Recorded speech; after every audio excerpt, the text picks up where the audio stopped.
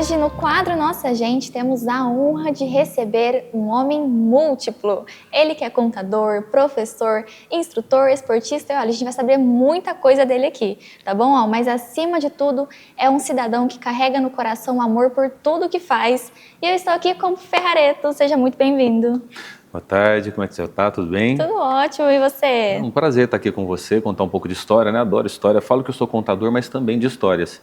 Então, contar histórias é comigo mesmo. Maravilha. Então, hoje vai descobrir um pouquinho aí da sua história. Conta pra gente, Ferrareto, você é natural de Guaxupé. Eu só nasci em Guaxupé. Né? Quando eu nasci, não existia ainda o asfalto para vir para Mococa. Era terra.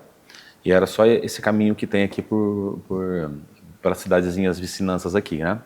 E então o costume era ir para Guaxupé, que já tinha a pista, o asfalto. Mas eu sempre morei em Erceburgo, minha família é de Erceburgo, eu só fui nascer em Guaxupé. E aí já tem uma particularidade da minha vida. Eu nasci numa quinta-feira à noite, dia 24 de fevereiro. E meu avô, muito católico, muito religioso, eu tinha que ser filho de Deus logo. E as mulheres não recuperavam tanto da gravidez na época. E meu avô não deixou passar muito tempo, porque no domingo de manhã ele já tirou eu do hospital. A minha mãe não foi no meu batizado e me batizou na Catedral de Guaxupé. Então eu nasci na quinta-noite, fui batizado no domingo de manhã. Minha mãe não foi no meu batizado, porque eu tinha que ser filho de Deus logo. Aí já tem uma particularidade. Foi muito rápido. As coisas da minha vida sempre foram muito rápidas. E aí você só nasceu em Guaxupé e já foi para Erceburgo? Eu só fui lá nascer e voltei. Então, naturalidade de Guaxupé, mas sempre morei em Erceburgo, até meus 33 anos de idade. Entendi. Quando eu vim para Mococa. Entendi. Então lá que você viveu a maior parte da sua vida, vamos dizer assim. Meu berço familiar, minha matriz de personalidade foi toda criada em Erceburgo. E qual que foi suas lembranças assim de infância? Conta pra gente. Nós estamos em junho, né? Então, junho. Uma das grandes lembranças que eu tenho são as festas de São João, né? Que é 3 esquinas da casa onde eu morava, né? Então, assim, era aquela vontade da festa de São João acontecer. E a gente é muito saudoso, porque era aquela barraca de sapê na frente da igreja, com um monte de barraca em volta. Então, era um acontecimento. E era frio, né? Hoje nem é muito frio na festa mais. Então, mudaram muitas coisas, né? Mas as lembranças que eu tenho são essas. Além dessas lembranças, uma cidade pequena, o que a gente tinha era jogar futebol na rua, em algumas quadras, que não tinham muitas quadras, principalmente não tinha nenhuma coberta na cidade. Então, ralamos muito o dedão na rua, escapamos muito de carro passando na rua, mas é uma infância que hoje em dia nós não temos mais, né? A infância hoje fica nos meios eletrônicos. Naquela época a gente tinha infância. Uma infância raiz, de correr na rua, mas com 8 anos já começou a trabalhar. Exatamente. Com 8 anos de idade, meu pai já tinha um escritório de contabilidade, que o escritório de contabilidade nosso nasceu em 78, né? E eu nasci em 72, eu tinha 6 anos, mas quando eu fiz 8 anos, né, em 1980, o meu pai tinha 2 ruas para cá, 3 ruas para cá a cidade, né? Não é uma cidade muito grande. Mas ele já pressentia, porque ele trabalhou muito cedo na vida. Hoje é pecado e é crime trabalhar mais cedo, mas eu estou aqui, não morri, né? E ele precisava de alguém para que fosse no banco, no correio. O banco era 4 esquinas do escritório, o correio ali perto. Então eu tinha uma agenda já com 8 anos de idade, então eu já ia no banco, já frequentava a fila de banco, já entendia como funcionava um escritório, mas trabalhava ali como office boy, né? A meio período, porque eu estudava meio período, né? E começou assim a minha carreira dentro de um escritório. E você se virava sozinho? Me virava sozinho. Até tem outro caso interessante, você está contando histórias, né? Eu lembro que lá em Erceburgo, não sei se você já viu falar, era cidade muito pequena. E tinha, na torre da igreja, tinha um alto-falante que qualquer coisa que você queria anunciar na cidade, você anunciava nesse alto-falante. Quando eu tinha ali pelos 9 anos, eu perdi um cheque de 60 mil cruzeiros. Hoje, não sei quanto seria, sei lá, uns 5, 6 mil reais. E eu perdi isso na rua, né? Criança, trabalhando, né? E eu cheguei em casa, meu pai ficou apavorado. Quando eu cheguei em casa, já tinham anunciado na torre da igreja que o cheque tinha sido perdido. Aí eu mesmo fui buscar o cheque de 60 mil cruzeiros, né? E assim, são histórias que marcam, né? Com certeza. E logicamente, tudo que acontece na nossa vida tem um aprendizado. Eu nunca mais perdi nada. é muito difícil, né? Porque tudo que a gente viveu na infância diz muito sobre nós hoje. E isso é interessante na formação da personalidade. Com certeza. E como que era a sua infância? Porque você tinha 8 anos, com amigos, né, da escola ali, da sua mesma idade, mas você tinha uma responsabilidade maior de chegar em casa, ir para o trabalho. Como é que era? Eu comecei mais cedo que os amigos, mas os amigos sempre começaram bem depois para trabalhar, porque era uma tendência numa cidade pequena, né? Agora, eu tinha as minhas responsabilidades, então, assim, eu me lembro de uma outra história, eu adorava ir na piscina da cidade e era do outro lado da cidade. Eu tinha uma bicicletinha Monarch pequena e a piscina fechava às 5h15. Eu precisava pular na piscina todos os dias, então eu saía do trabalho às 5 horas, ia muito rápido com a minha bicicleta na piscina. Eu só saía da piscina porque o seu Zico, que era o gestor da piscina lá, jogava cloro na cabeça da gente. Então, assim, eu mesmo assim aproveitava. Agora, eu tinha o final de semana, né? Então, no final de semana, às vezes eu ia jogar futebol numa quadra perto de casa lá, chegava às 8 horas da manhã, embora às 5 horas da tarde, né? Então, assim, meus amigos, eles sempre me esperavam, né? Porque eles não tinham as atividades, mas eu tinha. Isso foi criando responsabilidade, porque eu fui administrando melhor o tempo. Outra coisa que diz, né? A gente administra muito o tempo. A gente estava conversando agora há pouco sobre a época do imposto de renda, né? É tudo muito bem administrado e também veio dessa época, né? A formação da nossa matriz de responsabilidade de caráter. Então, desde criança você começou a entender que tinha o tempo certo para tudo também, né? Sim, inclusive, quando eu tinha as brincadeiras, eu tinha o horário certo. E esse horário me fez hoje ser uma pessoa de horários, né? Você viu que eu cheguei mais cedo, a gente já pôde conversar, e isso tudo é formação, né? Hoje em dia as pessoas não têm... Quando a gente fala em disciplina, a gente pensa que é fazer as coisas muito rígidas, muito sérias. Não, disciplina é fazer o que é correto, na hora correta e da maneira correta. Isso eu aprendi na minha vida, né? E isso cresceu comigo, né? Com certeza.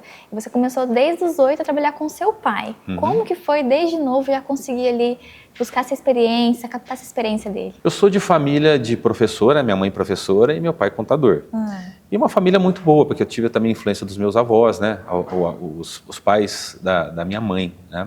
Que me ajudaram a criar, porque eu tinha 2 irmãos mais novos. E eu estava ali, a família, né? Numa cidade pequena, principalmente em Erceburgo, o meu avô fez a casa dele voltada para o meio do quarteirão. E tinha todo o quarteirão em volta. Então a ideia dele era ter uma rua particular da família, igual as famílias italianas. Na Itália tem muito disso. Depois os filhos acabaram voltando para a rua, as casas, mas hoje, se você for lá na casa, o alpendre principal é voltado para o meio do quarteirão, né? E ali a gente tinha ligação, todo mundo por dentro ali, né? Então houve essa criação. Isso me ajudou muito, porque eu ia para o escritório, eu tinha as responsabilidades no escritório, mas também tinha horário para estudar no escritório. E essa influência da minha mãe sempre foi muito, muito positiva, porque o meu pai também foi professor. E os dois sabem ensinar, porque quem não sabe aprender não sabe ensinar. Então eles conseguiram me ensinar muito desde quando criança. Então eu aprendi datilografia dentro do escritório. O pessoal vinha para Mococa aprender datilografia. Enchia o ônibus, todos os amigos vinham para Mococa. E eu aprendi dentro do escritório do meu pai. Uau. Né? E assim, isso foi sendo criado ali dentro. Então não foi tão difícil, porque a influência e genética ajudam muito, né?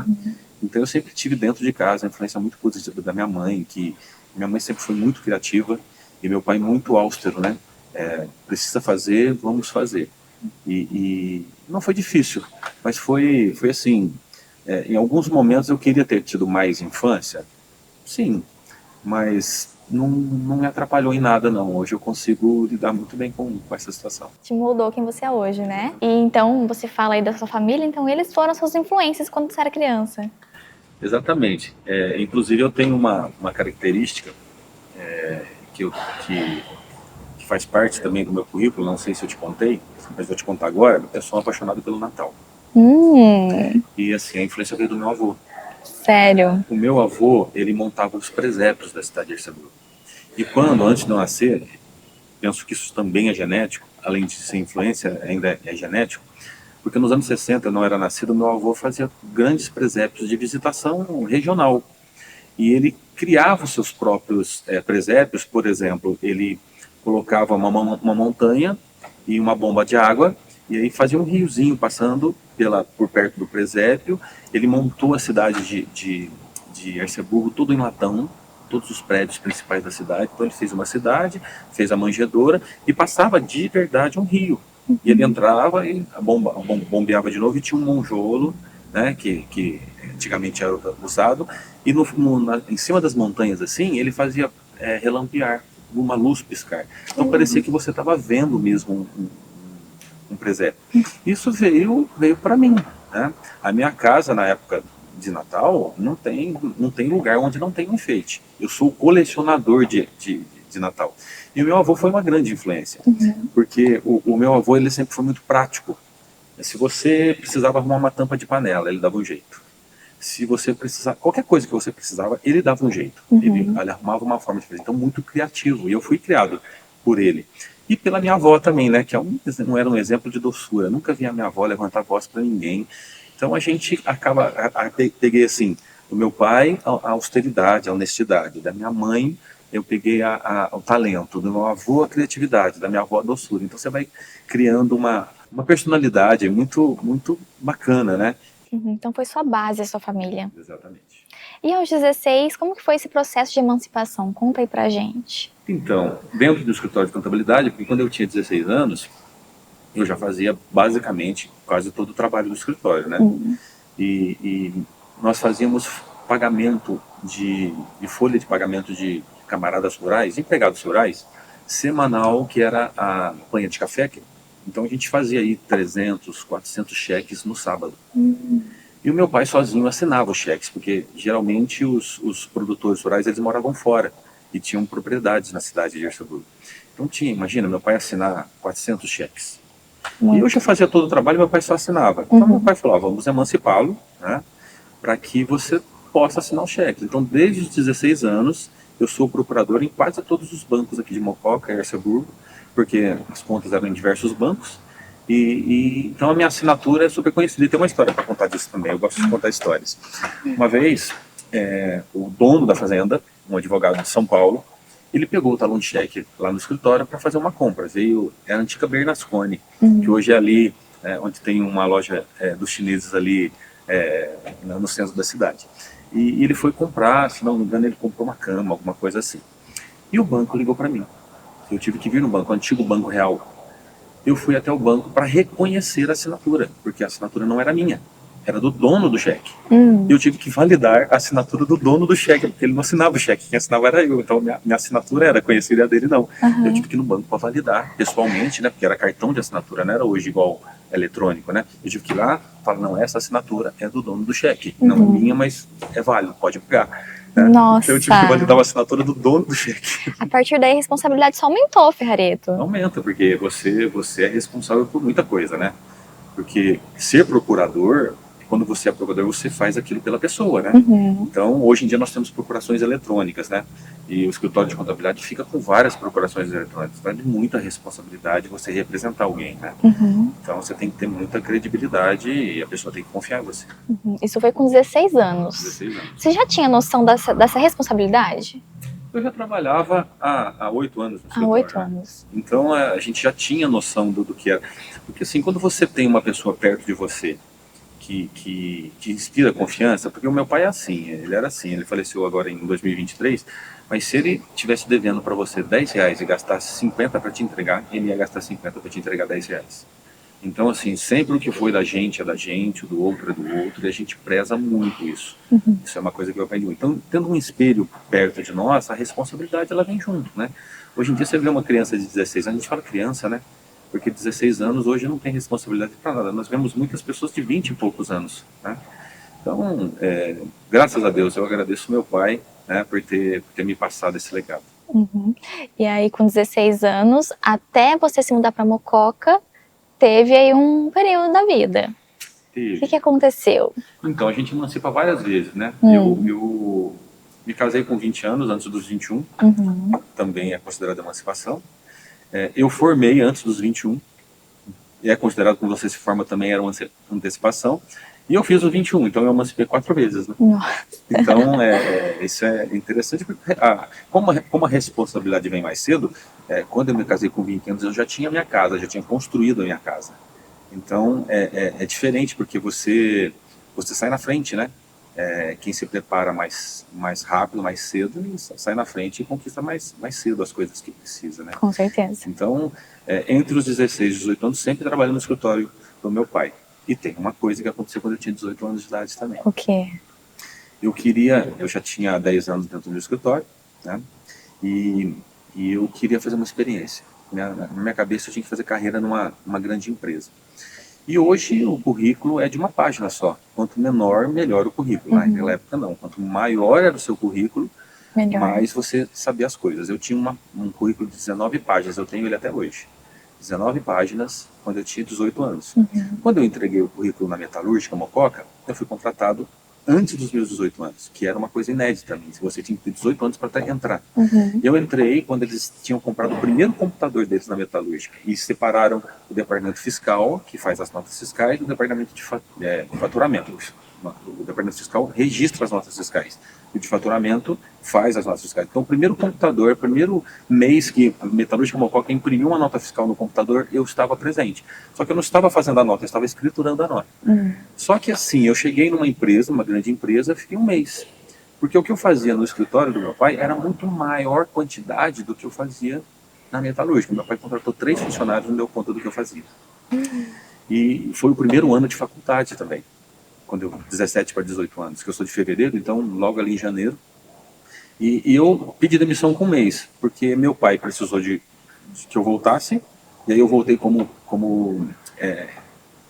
sócio do meu pai, em uma sociedade um pouco diferente, porque os clientes novos eram os meus e os antigos eram dele, então eu acabei abrindo um escritório de contabilidade dentro do escritório de contabilidade, com 18 anos de idade. E a minha experiência de um mês na metalúrgica foi interessante porque eu entrei como chefe de uma moça de 25 anos, eu tinha 17 para 18 anos. E a moça tinha 5 anos de experiência. Então, assim, olha para você ver como a gente vai acumulando responsabilidade e conhecimento e a gente, imagina, hoje uma pessoa de 18 anos entrar numa empresa como chefe de departamento de uma pessoa mais velha, coordenando uma pessoa mais velha e que já tinha anos de casa. Então, foi acontecendo muito cedo na minha vida essas coisas. Então, a vida profissional, assim, eu fiz de tudo, né? Dentro do escritório de contabilidade, de todos os departamentos, e isso foi fazendo a minha carreira ser o que é hoje. Fijareto, você é muito comunicativo, né? Quem já te conhece, está te conhecendo agora, dá para perceber isso. E sempre foi assim, desde mais jovem? Não. Aconteceu um caso lá na minha infância, quando eu tinha de 5 para 6 anos. Minha família adorava pescar, depois disso nunca mais pescou. E todos iam para Pirassununga pescar. Tios, tias. E eu, 5, 6 anos de idade, não gostava muito de pescaria, até hoje não curto. E eu não queria pescar, eu queria andar de barco. E Pirassununga tem um degrau de pedra, né? Quando a maré está alta você não vê, quando ela está baixa você vê os degraus. E eu queria andar de barco. E um barco estava saindo, eu fui para pisar no barco, e o barco saiu e eu caí na água. Ninguém me viu caindo na água. Um senhor me viu, foi lá, me resgatou, me salvou. E aquilo lá criou um trauma. Né? Hoje, na nossa vida, nós somos muito o que diz na nossa infância. E conforme Augusto Cury diz, nossa vida é cheia de andares. E às vezes o elevador para em um andar que você tem que visitar novamente. E eu visitei várias vezes esse andar. Mas ele me deu um trauma muito grande de comunicação. Então, criou uma timidez muito grande em mim pelo medo de se expor. E a partir dos 5, 6 anos de idade, eu criei essa timidez. E com 8 anos de idade, eu aprendi a tocar violão para tocar na igreja, na missa. E interessante que eu não cantava. A minha mãe, uma grande incentivadora de ir na missa tocar violão, só que eu tocava o violão e virava para minha mãe, eu balançava a cabeça para ela começar a cantar. E aí que vem as pessoas importantes na nossa vida. Ela foi criando em mim essa necessidade, essa vontade de me transformar num líder, né? Ela falava, você está à frente, você está tocando violão, você precisa conduzir. De tanto ela falar e me incentivar, com muita paciência, minha mãe tem uma paciência enorme, né? E ela foi incentivando eu a cantar. Aí que eu cantei e virei vocalista de uma banda na Igreja Católica, né? Fiz vários shows, festival de música. Então, assim, a gente precisa ir superando os nossos traumas. E para isso precisa visitar essas épocas da nossa vida para poder ir criando novas histórias. Você começou então a tocar ali na igreja? 8 anos de idade para tocar na missa. Inclusive, eu com uns 8 anos de idade, queria frequentar a comunidade de jovens, que para mim era fantástico, a comunidade de jovens, porque eles cantavam na missa. E eu não podia, pela minha idade, eu até ia nas reuniões, mas não podiam me receber lá, porque tinha pessoas de 15, 16 anos, eu tinha 8 anos de idade. Por isso que a minha mãe incentivou, e ela criou uma comunidade juvenil, né? E essa comunidade juvenil para cantar nas missas também. Então aí todo o pessoal da minha idade frequentava essa comunidade juvenil, faziam encontros com crianças, né? E aí comecei a tocar na missa nessa época. Depois deu a idade, eu fui para a comunidade de jovens, cantei muitos anos na missa, né?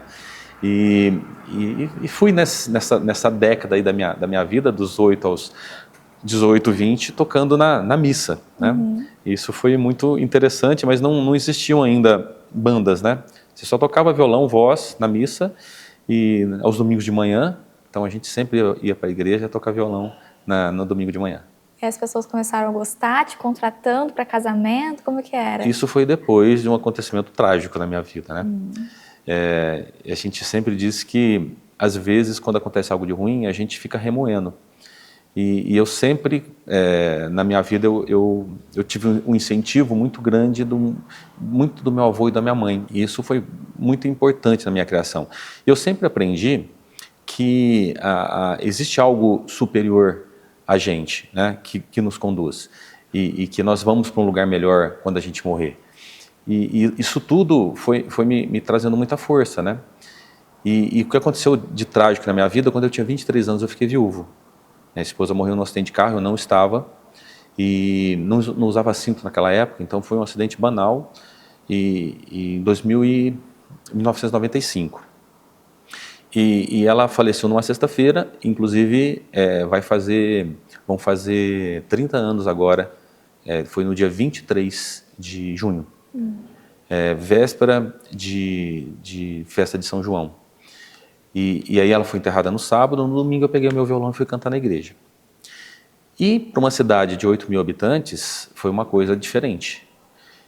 E desde aquela época eu aprendi que a gente precisa olhar para frente, construir, fazer bem feito. Quando você faz bem feito, você não precisa olhar para trás. Mesmo que você faz bem feito errando, mas você fez com boa vontade, as pessoas de bem elas conseguem reconhecer aquilo que você fez. E aquilo lá foi marcante para mim, porque as pessoas começaram a olhar para mim. E eu aproveitei essa oportunidade para começar a trabalhar mais firmemente na igreja. Aí sim, a época era de começar as bandas, né? Então a gente comprava os instrumentos musicais, aí começou a levar caixa de som para a igreja, outros instrumentos como bateria, baixo, que você não toca esse tipo de instrumento se você tiver um apoio de som, né? E a gente fazia campanhas, nós vendíamos serenata. Eu cheguei a fazer numa madrugada 64 serenatas. Que legal! Por que a gente vendia? Porque precisava comprar os instrumentos. E tinham 3 preços. Diz os namorados, por exemplo, né? Se você só contratasse a gente, na época, se eu não me engano, era R$5. Se você fosse com a gente, era R$10. Se você não fosse, mas mandasse o presente para sua namorada, a gente cobrava R$15. Né? Então, muitas vezes a gente levava o presente, cantava na janela da namorada. Hoje em dia não se faz mais isso, né? Não. Então a gente ficava a madrugada toda, apoio da polícia militar, a gente comunicava tudo organizado, né? Porque tinham pessoas de menor que às vezes iam com a gente. Eu já tinha meus 24, 25 anos, mas tinham pessoas de 16, 17 anos que iam com a gente. E aí os namorados iam embora mais cedo, na véspera do dia dos namorados, e já combinavam com a sogra, né? Com a mãe da namorada, para deixar o portão aberto e o cachorro fechado. Porque a gente ia na janela cantar. Né? Tipo de filme mesmo. Igual de filme. Então a gente chegava na janela e cantava 2 músicas. Geralmente eu compunha uma música para ser inédita, que o pessoal esperava todo ano, e uma música a pessoa escolhia. Então a gente ia para o salão paroquial mais ou menos 7 horas da noite, e os namorados iam lá se inscrever, levar os presentes, né? Ou vamos com vocês, e a gente saía pela cidade, né? E aí a gente cantava na janela. Tem um fato super interessante, que um dia o namorado indicou a janela errada. E a gente cantou para a sogra. E ela, muito inocente, abriu a janela e agradeceu. Daí a filha dela, da outra janela, mãe, é para mim, não é para você. Então tem histórias hiláricas que a gente cantava nessa época. E assim, esse dia que a gente fez 64 serenatas foi Dia das Mães. Nesse dia a gente teve que colocar três grupos porque não dava conta de fazer 64 serenatas. Imagina, cantar 128 músicas. Então a gente dividiu em 3 equipes e viemos em Mococa nessa época. Eu morava em Arceburgo, mas viemos em Mococa fazer serenata aqui em Mococa. Começamos a exportar a serenata. E com isso nós compramos os instrumentos, compramos o som para tocar na igreja. E você falou que você fazia as canções. Como que foi esse processo de começar a escrever, ter essas ideias? Então, eu sempre gostei muito de escrever, né? Mãe professora e pai muito romântico, né? Aí tem uma história que eu preciso contar do meu pai. Meu pai era muito amigo da minha mãe, isso no 1966. Olha para você ver onde está o berço romântico aí. Ele muito amigo dela, indo na igreja assim. Meu pai entrou na igreja por causa da minha mãe, né? Apaixonou minha mãe, só que ele tinha uma namorada. Só que apaixonou na minha mãe. E muito amigo da minha mãe, ele pegava conselhos com a minha mãe, né? E minha mãe, uma família muito tradicional, né? E ele falou para ela assim, eu vou mudar de namorada. Aí minha mãe, que legal, você vai mudar de namorada e tal. Eu conheço. Ele falou, você conhece, né? Era ela. Você conhece? Conheço. Então eu vou escrever nesse papelzinho aqui o nome dela. E você só abre a hora que você chegar em casa. A minha mãe, muito inocente, pegou o papel, guardou na bolsa dela e foi embora para casa, sem nada. E quando ela chegou em casa, ela abriu o bilhete. Estava escrito você. Ai, que fofo. E meu pai, todos os anos, nesse dia, comemorava o dia que ele começou a namorar minha mãe. Só aquele papelzinho, né? Então, quando você tem uma criação assim, você acaba ouvindo músicas diferentes. Porque assim, esses dias eu estava sendo entrevistado na TV Leme e ela me perguntou de onde vem isso. Essa pergunta que você fez. E aí a gente precisa entender o conceito de inspiração. Inspiração, se você for lá no dicionário e tal, é algo que vem de fora para dentro que modifica o seu interior. Então, o que é inspirar? É quando você traz alguma coisa de fora para dentro que te faz ser melhor. Quando não te faz ser melhor, você não tem inspiração. Por isso que as pessoas são muito pouco inspiradas hoje em dia, porque elas não respiram coisas boas. Elas não assistem coisas boas, elas não conversam coisas boas, elas não ouvem coisas boas. E aí, não conseguem se inspirar. E o que elas inspiram coisas ruins e transformam, né? Porque a boca fala aquilo que está cheio o coração. Então, quando você coloca coisas no coração diferentes, elas acontecem assim. Então, eu sempre tive essa inspiração. Então, quando eu olhava para um papel, eu sempre tive muita facilidade para escrever. Embora eu era melhor na área de exatas, mas a área de humanas fazia parte também. Então, às vezes, vinha a melodia. Eu fui muito inspirado por melodias que hoje estão um pouco lá atrás, mas como eu sou músico, né, eu entendo da música ali. Então eu fui inspirado por canções do Roberto Carlos, Roupa Nova, Fábio Júnior, Joana. Tinha melodia, né, não tinha barulho. Você enxergava os instrumentos tocarem, um sax, um solo de violão, você tinha melodias, né? E foi a partir da composição que você foi tendo interesse pela escrita, pelas crônicas ou não? Foi, porque as crônicas, elas nasceram na pandemia. Porque eu fui procurado pelos jornais, pelas rádios na época, para falar das leis que tinham saído para a pandemia. E eu sempre gostei de estar um passo à frente. E eu estava entendendo do que estava acontecendo, então, a hora que me perguntavam, eu sabia. Então, as primeiras entrevistas foi por causa das leis da pandemia. E aí logo veio o convite, você não pode escrever no jornal sobre isso? E eu falei, sobre isso vai passar, mas eu não posso... porque eu não gosto de tragédia, sabe? Eu sempre olho uma esperança... não sei se você sabe o que a palavra esperança significa. Não. Esperar algo maior. Esperança é dar tamanho. Esperar, né? Então, assim, quando você espera algo maior acontecer. Eu falei, eu posso escrever sobre as leis. Só que as pessoas estão muito em cima disso, né? Então, as pessoas estão preocupadas com o físico, mas o psicológico é mais importante até que o físico, né? Eu já tinha feito o Mastermind, já era instrutor do Mastermind, e eu comecei a direcionar as minhas matérias para dar esperança. Então, eu falava de coisas que podiam acontecer depois da pandemia, né? Isso foi criando uma cultura sempre na página 4 do jornal, né? E eu fui colocando aquilo que eu estava vivendo, aquilo que eu estava me inspirando para inspirar outras pessoas e os conceitos do Mastermind. Então, virou uma coluna, eu já estou com mais de 250 matérias, né?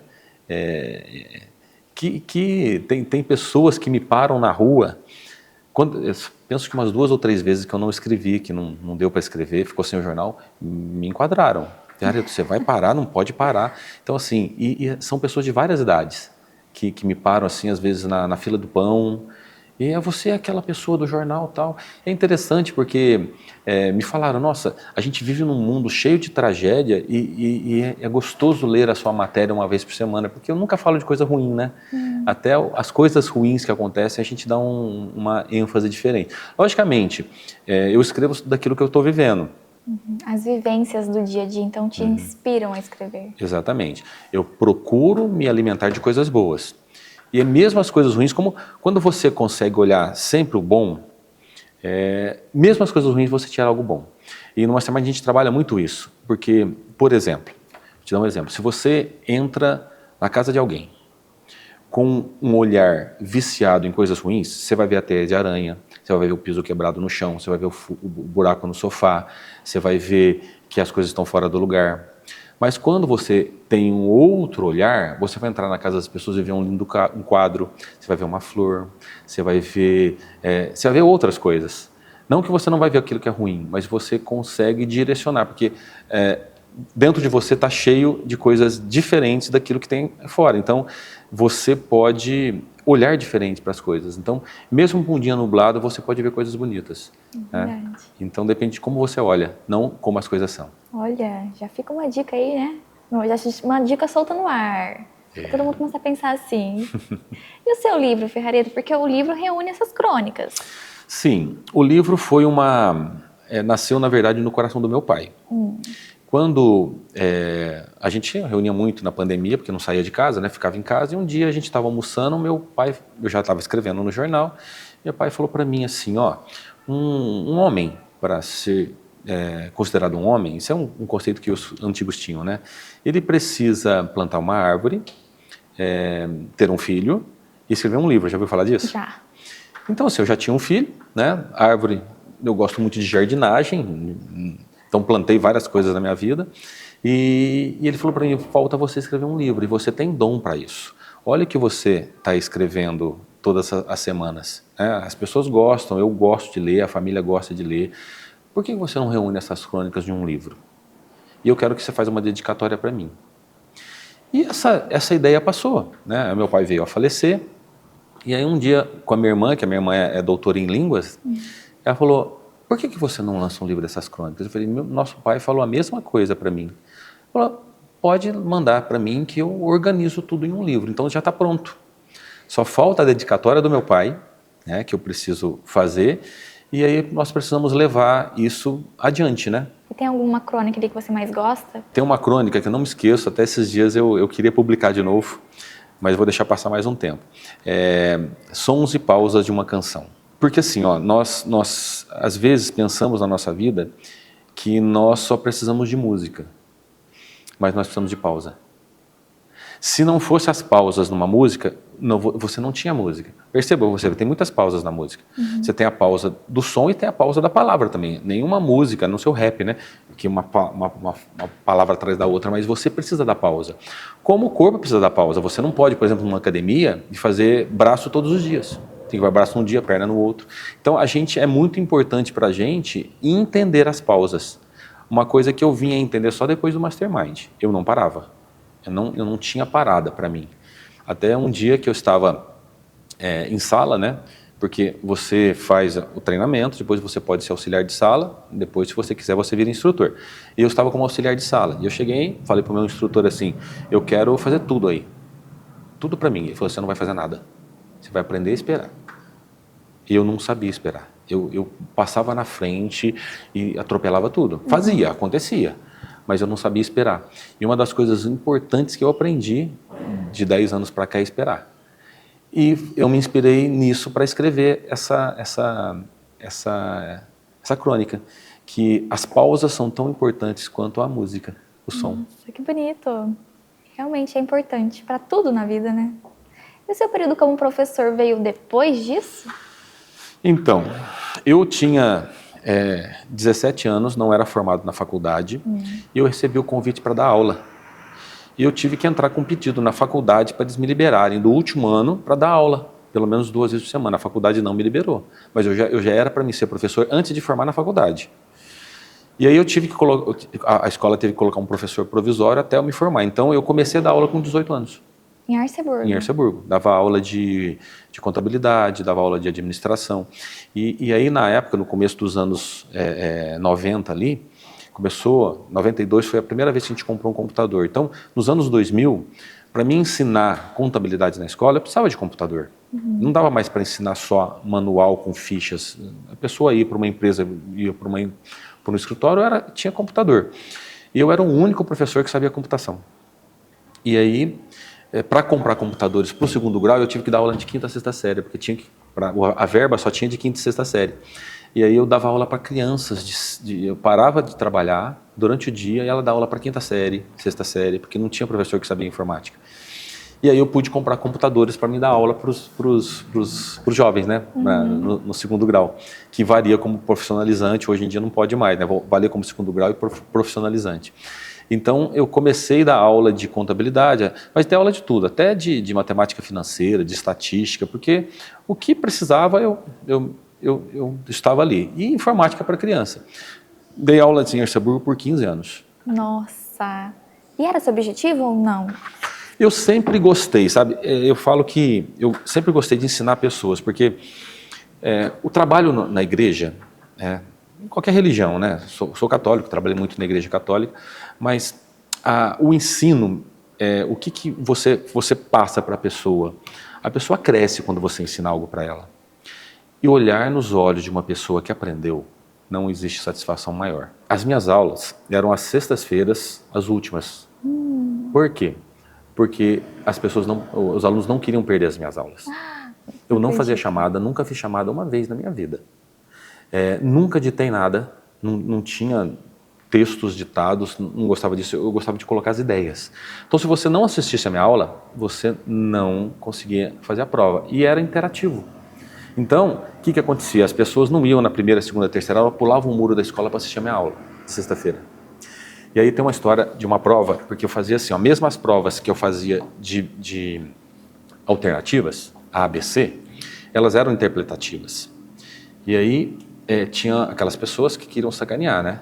Então, o que eu chegava na sala, dia da prova, eu fazia? Quem quer fazer prova de consulta? Aí a pessoa levantava a mão, quem não tinha estudado queria fazer prova de consulta, mas era difícil fazer minhas provas de consulta, porque você tinha que interpretar do mesmo jeito. Mesmo que você tinha um texto, você tinha que interpretar para dar a resposta. E aí eu colocava as fileiras das laterais, a do meio, eu colocava quem queria fazer de consulta. E os que não queriam fazer de consulta, eu colocava intermediários ali. Então eu mesclava quem ia fazer consulta e quem não ia, as fileiras. E as pessoas que sabiam, saíam mais cedo. Só que eu era daquelas pessoas que quando eu estava na escola eu saía mais cedo. E era um saco, porque todo mundo queria que eu passasse a cola, né? Eu não achava justo, mas era difícil falar não, né? Você fala não para um amigo, né? E aí o que eu fazia? Quando eu via que aquelas pessoas que terminavam a prova eram aquelas pessoas mais inteligentes, eu colocava um gabarito lá fora. Para elas querer, porque eu como elas queria saber se eu aprendi. Colocava o gabarito lá fora. Então, elas saíam rápido. Então elas não eram aborrecidas pelos alunos que queriam que elas passassem cola, e elas lá fora elas já viam se elas tinham acertado ou não. E aí a sala ficava que jeito? Uma fileira com gente, outra vazia. Uma com gente, outra vazia, uma com gente. E aí um dia eu fiquei sabendo que eles iam passar, pressionar alguém que saía mais cedo para passar o gabarito para dentro da sala. Né? E eu escutei isso, sempre fui perceptivo, coloquei o gabarito errado lá fora. E aí passaram a cola e eu deixei a cola rodar na sala. Tinha um amigo meu que disse que ele tinha acertado quase tudo, ele mudou tudo para erro. Nossa. E aí, depois eu falei, nossa, a gente esqueci, aí coloquei o gabarito certo lá fora, mas aí já tinha todo mundo entregue a prova, né? E esse meu amigo, ele, por causa dessa prova, ele ficou faltando 75 décimos para passar de ano. E como meu pai sempre foi assim, né? Ele chegou para mim, o meu amigo, e falou assim, ó, você não vai dar 75 décimos? Eu falei assim, não, eu não dou nota para ninguém, é você que tira. Se você mereceu, você vai fazer quinta prova. Você tirou 10 na quinta prova. E ele depois falou para mim, ainda bem que você fez isso comigo, que eu aprendi que as coisas não são de graça na vida. E você ficou 17 anos dando aula? 15 anos dando aula. 15 anos. Eu só parei de dar aula porque houve uma lei nova que o curso profissionalizante não podia ser segundo grau. E eu era concursado lá em Erceburgo para dar aula. Então, o curso que eu dava não existia mais. Até o prefeito tentou me realocar para outras áreas, fiquei mais uns 2 anos, né? Por isso que são 17, não são 15, você falou, são 17. Porque eu fiquei 2 anos ainda, o prefeito tentou me realocar para outros nichos, ele tentou fazer um curso para professores, para falar para professores, mas os professores não assimilaram muito. Tentamos voltar com um curso que não valia como segundo grau, mas teve pouca adesão, porque não valia como segundo grau, era um curso profissionalizante só. E aí foi indo até que eu pedi a minha desoneração, que aí entrou na época do Mastermind, que eu comecei a investir muito no escritório e muito em treinamento. Então aí eu mudei o tipo da aula, né? Deixei de dar aula em cursos regulares para poder uma outra carreira, que é o Mastermind. Aproveitando que você citou o Mastermind, como foi o seu primeiro contato, a primeira vez que você ouviu falar? O Mastermind, eu fui convidado para fazer o Mastermind em 2007 e eu disse que não. Eu me arrependo de poucas coisas na minha vida. Essa é uma das que eu me arrependo de não ter feito em 2007. Eu não fiz porque eu jogava futebol de quarta-feira e eu tinha que parar 12 quartas-feiras para fazer um treinamento. Né? E entre 2007 e 2013, eu tive que hoje nós chamamos de burnout. Não tinha um nome bonitinho assim quando eu tive isso em 2013. E em 2013 eu cheguei para os meus, eu tinha 9 líderes aqui em Mococa. Fiz uma reunião com eles, isso foi em agosto de 2013. Fiz uma reunião com eles e falei, gente, ó, vocês precisam procurar emprego que eu vou fechar o escritório. E eles olharam para minha cara assim, espantados, porque assim, a gente tinha cliente saindo pelo ladrão, não tinha problema operacional, financeiro nenhum. O problema era eu. E eles olharam para minha cara assim, não, Fiareto, você precisa descansar. E você vai para sua casa, né? Eu tinha ensinado muito bem ele, você vai para sua casa e aqui a gente toma conta. Né? Eu falei, tá, eu vou, mas eu vou tomar algumas atitudes antes de ir. Eu vou mandar 7 pessoas embora hoje, eu vou ligar para o cliente aqui, cliente que eu não gosto, eu vou mandar embora. Eu devo, na época, ter isso em 2013, mandado embora, sei lá, uns 20 mil reais de faturamento fixo. E mandei 7 pessoas embora. Fui para casa, só mudou de endereço o meu problema. Fiquei 2 semanas em casa, não resolveu nada. Aí um amigo chegou em casa, ele já tinha feito o Mastermind de 2007, tinha na cidade, né? Isso era 2013, fim de agosto de 2013. Ele chegou para mim e falou assim, Fiareto, você vai para o Mastermind. Eu falei, não vou, eu preciso descansar. Eu vou ficar lá 4 horas, o treinamento são 4 horas por semana. Uma vez por semana à noite, das 19 às 23 horas. Não vou para lá não, eu preciso descansar. E aquilo lá, tudo que vocês estão falando lá, olha como é que a soberba entra na nossa vida, né? Tudo que a gente vê lá, eu já sei. Eu tenho 40 cursos que eu dava. Não vou. Eu falei, não, você vai. Você vai, nem que eu tiver que te arrastar, porque você não está precisando de curso, está precisando de aprender a lidar com as coisas. E tá pago, eu já paguei. E meu amigo super mão de faca. Né? Os filhos estudavam junto, a gente ia no shopping, eu tinha que pagar as coisas para as filhas dele. Se ele estiver ouvindo, não vou falar, vou focar o pecado, mas não coloco o santo. Mas é um grande amigo, né? Ele falou, não, tá pago, você vai. E eu falei, não vou. Você vai, tá pago. Eu falei, então eu vou só para gastar seu dinheiro. Foi assim que eu fui levado para lá. E às vezes a gente tem que ser levado para essas coisas, né? Aí assisti a primeira sessão, já foi diferente. Porque o treinamento é 90% prático.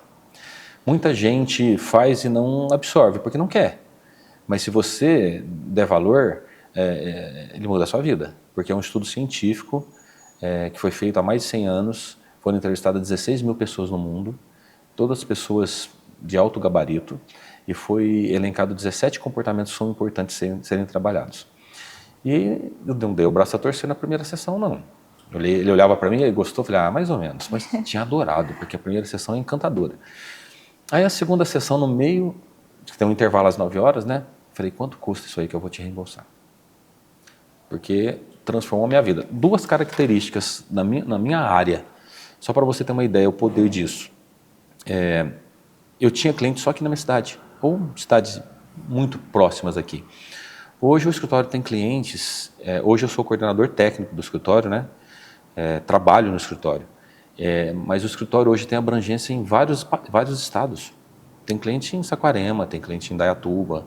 E o escritório atende, hoje o escritório trabalha sozinho, né?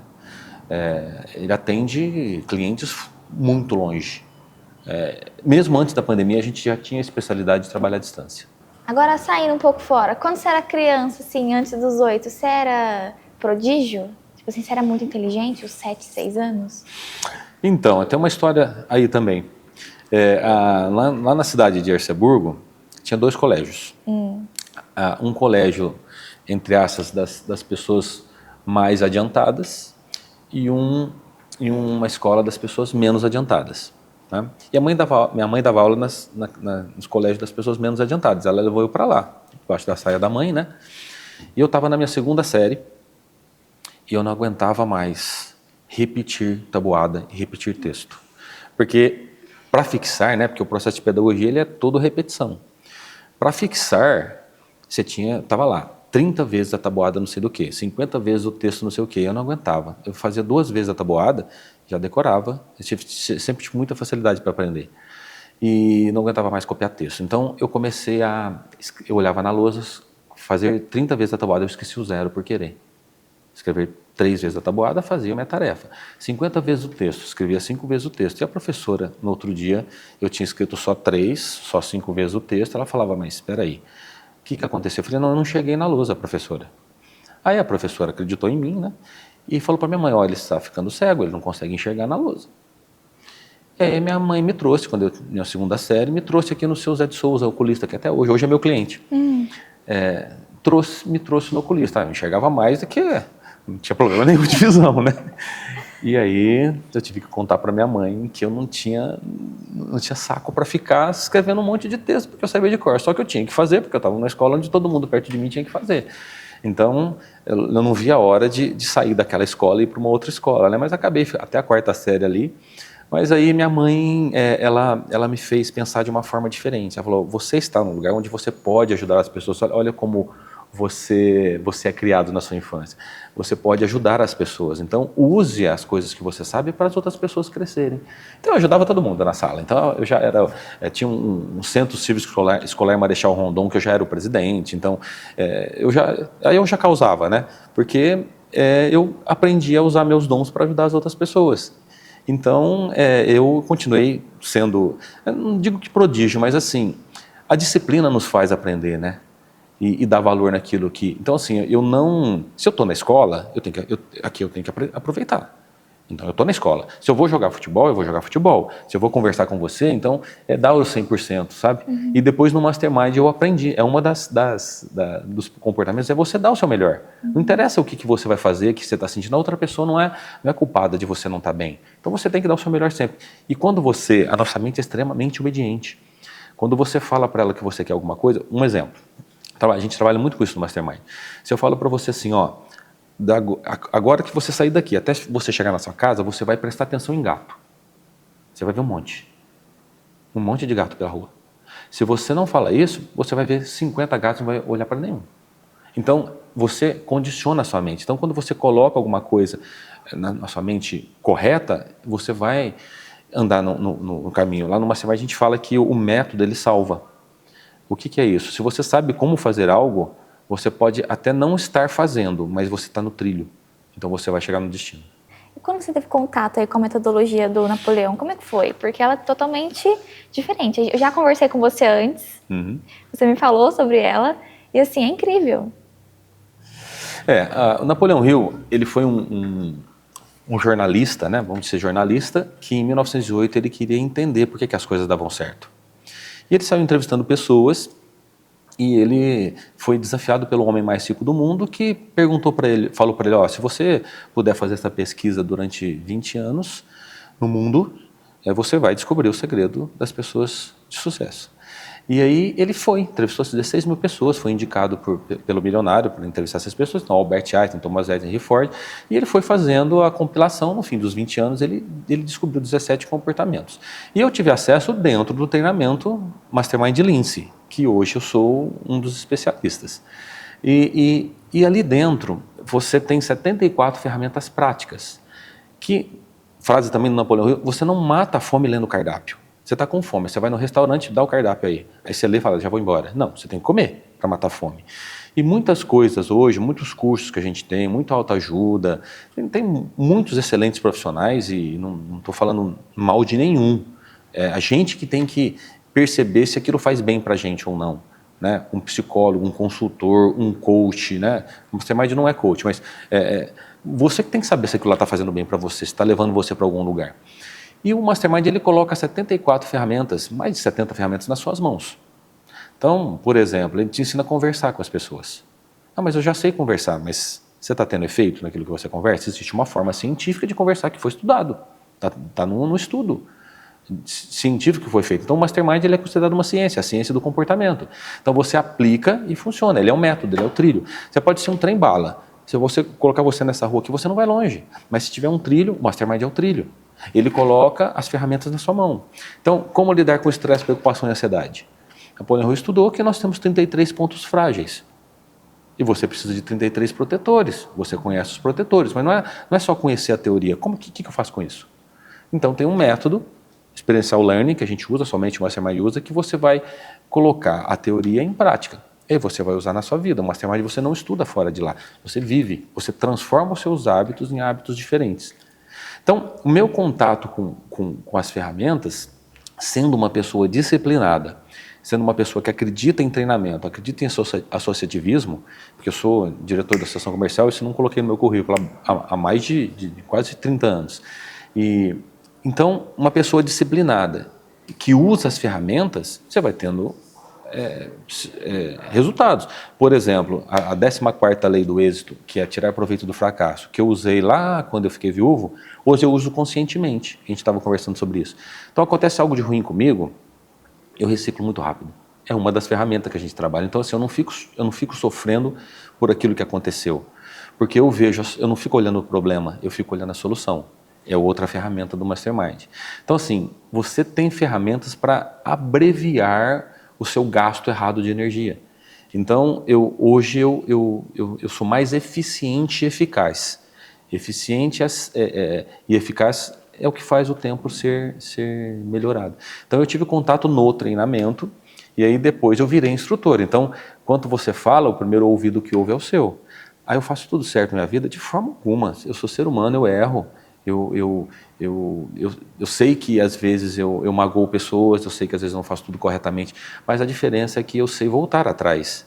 Eu sei, às vezes demora um pouco mais, um pouco menos, mas a gente sabe onde está o trilho. Ferrareto, olhando aí na sua trajetória, tem alguma coisa que mais te orgulha disso tudo? Tem sim.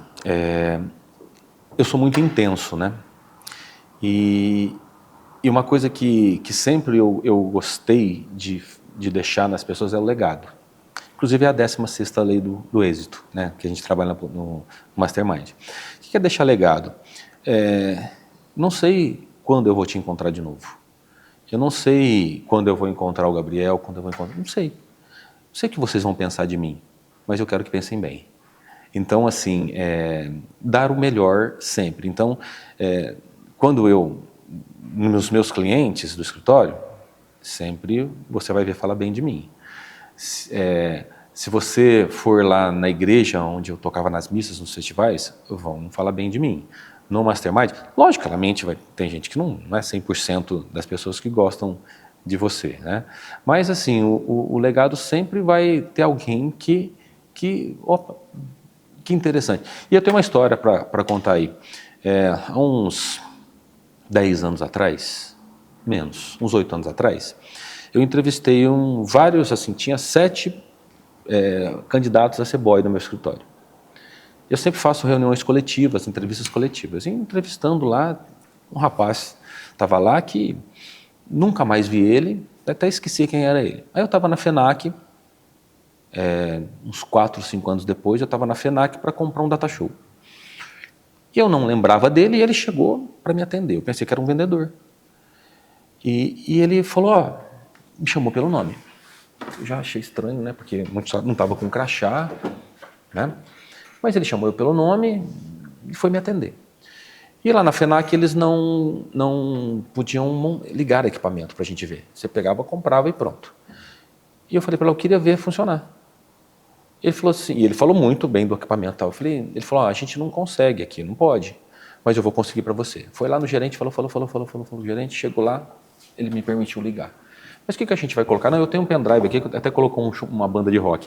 Colocou, olhei e falei, nossa, gostei desse equipamento, gostei do seu atendimento, eu quero comprar. Ele virou para mim e falou assim, eu vou chamar o vendedor. Eu falei assim, você não é o vendedor? Assim, ele falou, não sou vendedor. Por que você me atendeu? Eu falei, porque uns 4, 5 anos atrás você fez uma entrevista comigo. Boy de 15, 16 anos para trabalhar no escritório. E eu aprendi tanto naquela entrevista que eu nunca mais passei eu não passei na sua entrevista, mas eu nunca mais fui reprovado em nenhuma entrevista depois que eu fiz. Eu passei 4 anos sendo assistente de som de um cruzeiro. E todos os dias eu lembrava de você. Isso chama legado. Que legal, arrepiei com essa história. Então, assim, o que você fez? O que você perguntou para a pessoa? É o que eu falei, a gente não agrada todo mundo, mas deixar marca positiva. Então, eu penso que eu deixei muitas marcas positivas. Até nas pessoas que não gostam de mim, eu deixei marca positiva, né? Uhum. E tudo isso junta a nossa matriz de formação, a vida que nós temos, né? Eu falo que uma pessoa, ela pode ser melhor sozinha, mas com Deus ela é superior. Porque nós temos a nossa natureza divina, só que a gente esquece que nós temos e quer viver longe. Uhum. Então você apaga a chama da sua natureza divina e não vive aquilo que precisa ser vivido. Olha, para a gente finalizar, eu queria que você contasse uma história que você publicou no jornal, que é do Homem na Janela. Você conta pra gente? Conto, essa história é muito, muito bacana, inclusive ela ilustra tudo que a gente falou, né? Uma história, você pega na internet, você vai ver ela facilmente lá. Mas ela impacta bastante, porque assim, existia uma sala de um hospital, tinha 2 pessoas acamadas, uma do lado da janela e outra mais longe da janela. Somente conseguia olhar pela janela a pessoa que estava do lado da janela, a outra não conseguia. E nenhum dos 2 levantavam, eram doentes terminais e eles não conseguiam levantar, só o que estava perto da janela conseguia olhar pela janela, o de cá não. E aí, o que estava longe da janela perguntava sempre para o que estava perto da janela, o que você está vendo na janela? Porque como é que é o mundo lá fora? Né? E o que estava perto da janela falava, nossa, lá fora tem um parque fantástico, olha, tem umas crianças brincando, jogando bola, e o sol se nasceu, e o sol se pôs, e um casal de namorados está ali namorando, eu vi um carro passar lindo, e passou um avião, e as nuvens do céu, a primavera, e contava coisas maravilhosas ali. E aquele homem que era um doente terminal, ele olhando para essas coisas, ele prorrogava a sua vida, né? Porque se você foca no ruim, a sua vida vai deteriorando. Quando você coloca coisas boas na sua mente, a sua mente vai te levando mais longe. E ele prolongou a vida dele e da pessoa que estava aqui. Num belo dia, o de perto da janela morreu. Né? E o que estava longe da janela falou, eu quero agora ficar perto da janela, que eu quero ver tudo aquilo que ele via pela janela, né? E aí ele foi colocado perto da janela. A hora que ele olhou pela janela, tinha um muro alto. Só via um muro. Né? E ele chamou a enfermeira e falou assim, mas escuta, esse muro foi construído agora aqui há pouco tempo? Eu falei, não, esse muro existe aí há mais de 100 anos. Desde quando o hospital... Mas como assim? A pessoa que estava aqui via coisas aí do outro lado. Como é que você me explica? Não, sempre foi um muro, né, que estava desse lado aqui. E aí, moral da história, né? A gente pode estar olhando por um muro, mas se você deixar sua mente pensar em coisas positivas, aquele muro vira uma grande paisagem e pode modificar a sua vida. Então, para onde você está olhando? O que você está enxergando?